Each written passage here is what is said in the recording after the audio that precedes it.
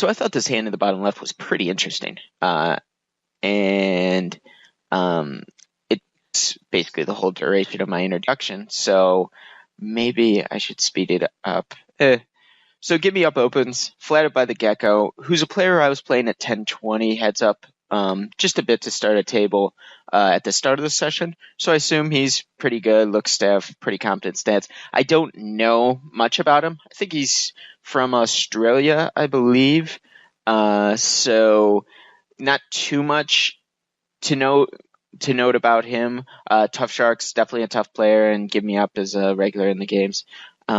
So it's not exactly a great spot for really anyone involved in this hand. I guess the Gecko, clearly with the button, probably has the biggest advantage.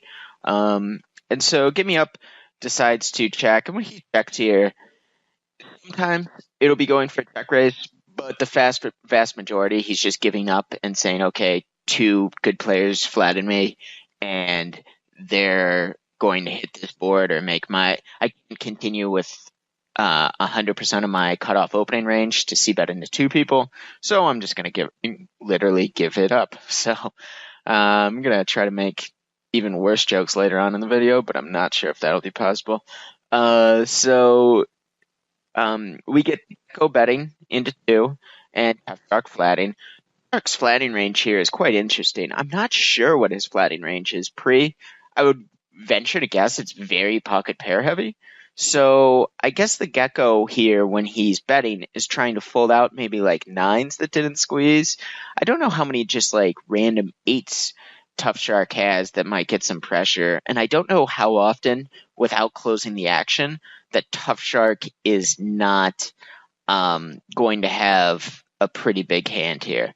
Like, I guess he could have, say, the real question becomes how would Tough Shark play like 9-10 of spades, Queen Jack of spades? I would guess that he would probably play 9-10 of spades aggressively and Queen Jack a little bit more passive comparatively, but it's hard to know without knowing, obviously, his exact strategy to formulate the best move for the Gecko with his range. The Gecko can definitely be doing something where he flatted a ace-8 suited, and he's betting two streets to try to get value out of draws or the few worst eights, or maybe like a stubborn fours or fives or something. I'm not a huge fan of the Gecko doing this too wide for value. So I don't really know on the flop what the Gecko thinks Tough Shark will fold by the turn. And we'll see his actual holding is a7 of spades for the Gecko, and he three barrels off, and Tough Shark has a pretty easy call. Not really a check raise too often, because I don't think Tough Shark's going to show up with too much or too little showdown value here. Like, a lot of what Tough Shark will be able to show up with on this river is like an ace-8, an 8-9, which made two pair, and ace-8 probably isn't folding out better too often, because like ace-8, if a check raise, would be trying to fold out, say, like a really thin 10-9 or maybe like pocket jacks, but the Gecko very likely doesn't have jacks, given that Give Me Up opened and he just flatted. So it's not really going to be too wide by any means of Tough Shark to have a bluff raising range on this river. So he's decided to flat with bottom set, which I think is more than reasonable. A little questionable to me as to if the Gecko should be just indiscriminately barreling off with all of his flush draws there. Clearly, like, it's one of the hands he's going to show up with, other than, say, Jack 10, Queen Jack of spades to barrel off with. So in that sense, it's a good barrel off.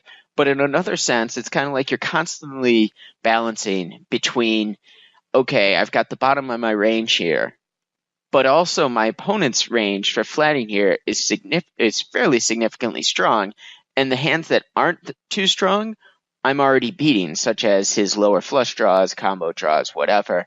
So unless he thinks Tough Shark is really defending pretty wide out of the small blind, which could be a slightly extra incentive because the big blind was the weaker player at the table. So the Gecko could talk himself into saying, okay, Tough Shark's going to be much wider than usual. I can get him to take him off like maybe an 8 on this river. But I just don't know how many 8 a lot of regulars will have in that spot.